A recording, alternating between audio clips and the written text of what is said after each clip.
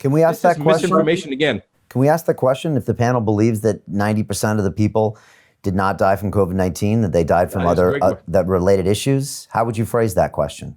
How many people believe that 90% plus of the people that have died from other issues and been blamed on COVID-19? Okay, let's just see hands. I'm just really curious on what that looks like or not.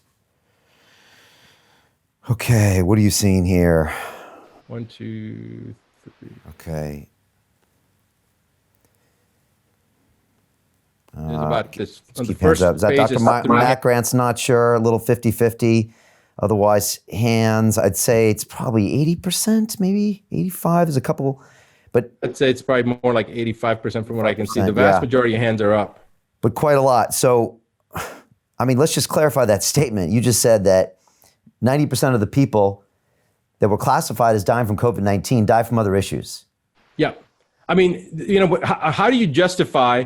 I mean, I have in one of our videos, I have at least 8 different people, most of them nurses or doctors, that said that, you know, I worked my shift, 3 people died in my shift, I signed the death certificates, I came back in, the death certificates were altered next day.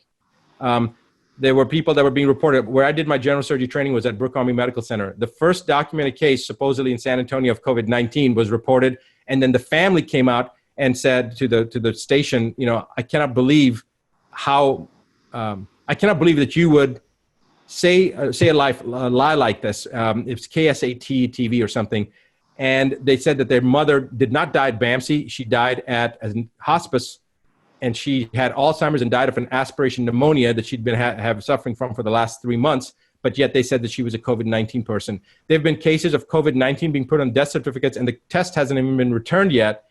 So, I mean, and then, of course, I told you the example of the person that committed suicide. And that's not the first case. I've heard multiple cases of suicide having been reported as COVID-19. So that's why I feel that way. And I'm pretty sure that when you start looking at the data, I'm not pretty sure, I'm definitely sure, even the people that that legitimately are dying and they had COVID-19, I don't believe it was a COVID-19 there. I believe it's like saying, every time I see fire engines, I see fires. Therefore, I believe that fire engines cause these fires. The COVID-19 is there, but they're dying of this altitude type sickness, this hypoxic injury, this histotoxic hypoxic injury. And it's being attributed to COVID-19.